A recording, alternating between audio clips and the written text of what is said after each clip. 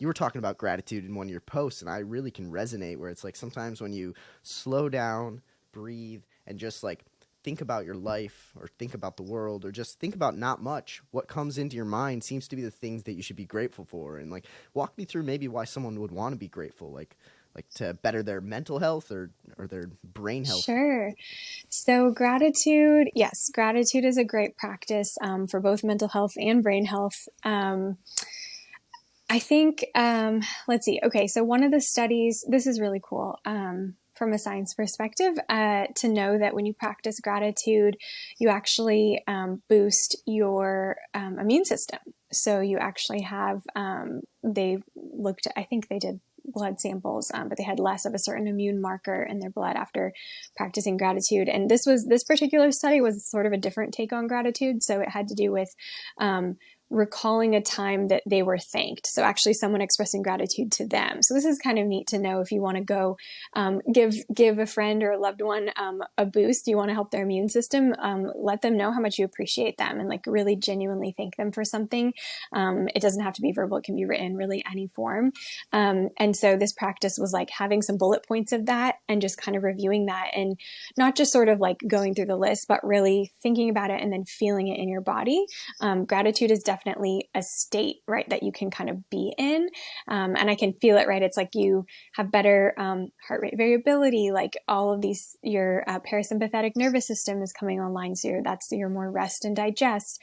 And it just feels good, right? And so when we feel good and when we feel safe and when we feel appreciated, all of those things contribute to physical health and then brain health. And so I think really getting into when we talk about the nervous system and like sympathetic fight or flight systems versus parasympathetic, these are some practices that are really helpful in getting us out of fight or flight and into more of that parasympathetic kind of calm, relaxed, alert phase. And they're both like you need a balance of both, but I guess gratitude specifically is one way.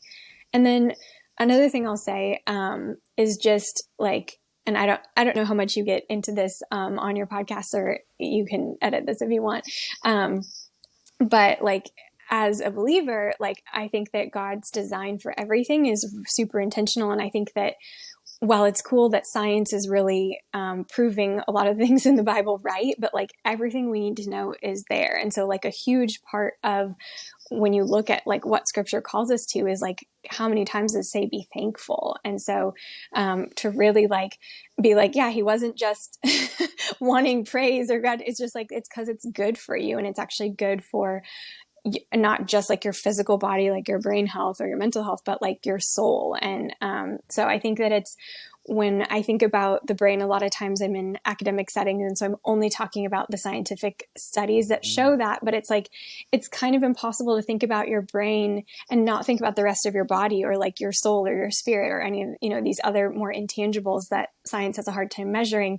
But just because we don't measure them well doesn't mean they're not there. It doesn't mean that they aren't a really important part of all these things. So I think when it comes to gratitude, the interesting thing to me is that gratitude is about, it's being thankful, but it's like to someone else, right? Whether that be if you believe in God or like people, but you need a connection to others and just how we were designed for relationships. And so just that for that to not be missed, I think is really interesting. And it's like, yeah, I'll stop there.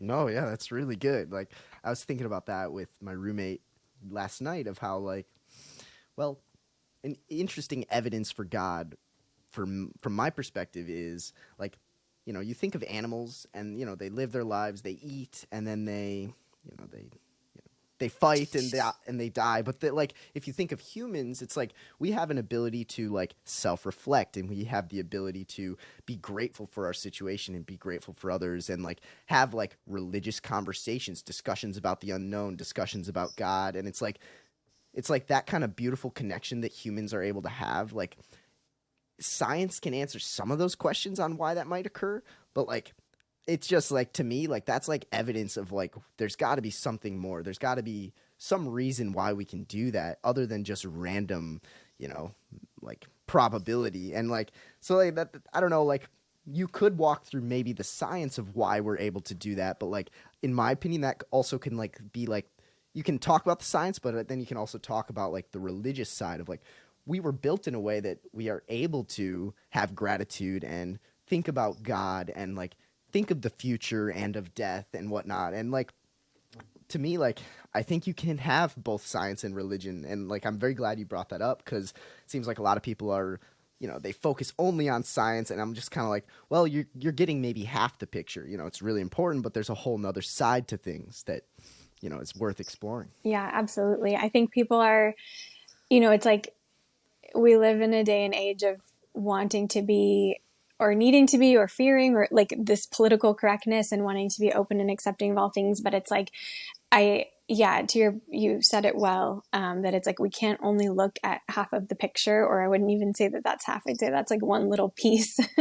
And so, I think it's so important when you think about holistically, and even like this, these studies now that focus so much on like people brain health and the connection to having a sense of purpose. And it's like, go figure, like we were like knowing why you were created and what you're here for matters for your health, for your brain, for cognitive decline, for dementia. Like, it's like, yes, it does. Like, that's something that we need to contemplate. And I think that something that is a little bit, I was talking earlier about the pull of culture and just kind of like, we're just moving so fast and there's so much, I've seen different things where it's kind of like we're too busy to care, or we're too busy to your point, contemplate those deeper questions or the unknown or death or what that means. And it's just like, oh, I don't need to worry about that. At least in American culture a lot. And so I think, anyway, I just think it's really important and interesting to see how, the people that have the greatest, like people that are rooted in a sense of purpose, and even studies around spiritual connection, prayer, having like that strong, connection there, is linked to better health outcomes. And it's just like, I don't know if you've read, any of John Mark Comer's books, but I recently read The Ruthless Elimination of Hurry, over winter break. And it was like, it was so convicting. And he said that there was a study that looked at, so he was talking about Sabbath and the importance of rest. And so we talked about the importance of sleep, but also kind of, and then, regulating your system and having downtime, and then pairing that with gratitude. So Sabbath is supposed to be like, a day of gratitude, right? And like worship and rest and resting in that. And so he looked at this culture that they very religiously take their one day a week of rest. And he did the math, and it was like they live on average 10 years longer. And if you add up all of those one day a week of rest, it adds up to 10 years. So it's like you literally, through that rest, it's like, anyway, just the design of that, of like how, not that for me, my goal is not necessarily to live longer. It's to, have the best quality of life with the life that I do have, so that I can do the things that I'm here to do. Not so that like my life will be easy, or so that I can enjoy it or get, maximum enjoyment out of all these things. It's like, I want to feel good so that I can focus on other people, because when I don't get enough sleep, or I'm in a bad mood or whatever, it's like, then I'm not able to show up and be outward focused. I'm then just thinking about me, right? Because it's like, it's hard not to when you don't feel good or you don't have what you need. So I think, anyway, like when it comes to, like, I am obsessed with this idea of like wanting to continually improve and be my best self. And I think it's good to have that motivation and push yourself, but also that it's like, it's not kind of it's ultimately not for me, right? It's like, it's because it's for a bigger purpose. And it's because like, I need to show up feeling good, firing on all cylinders, because like, I'm here for a reason and I have stuff to do. And I think when people lose that, or don't have that, drive or like an understanding of that, then you see a lot of depression, you see a lot of mental health things, because it's like, there's just a really big missing piece. Yeah, that's really well said. Like, having that sense of purpose, like the why I'm here. It's not just about me, and it's not just even about the people around me. It's like, this could be something so much bigger. And from what I can say, like acting as if that's true, there is a huge reason why, like that gives me even way more purpose. And like another thing that like I think about is sometimes like, Well, I like learning about science, like how to better my life, optimize my health, become a better version of myself so that I can help others. Like you said, you can't like help someone when you're feeling, groggy or depressed or whatnot, but like attempting to better your health so that you can be more of a person who like inspires people or who makes people think about the important things in life, or like I like to say like implements the characteristics of Jesus into your life. It's like I feel like if you're a person who has a lot of like health, like if your health is optimized, you're able to act more like Jesus, like in situations. It's like you're able to be more grateful, you're able to be more humble, and maybe like you're able to try your best and like be more honest with people maybe. And like I feel that like when I'm feeling amazing, like I just want to I want to improve the lives of others. So it's like I truly can see how that connection is there, and it's crazy the connection, but it's really I cool. love that.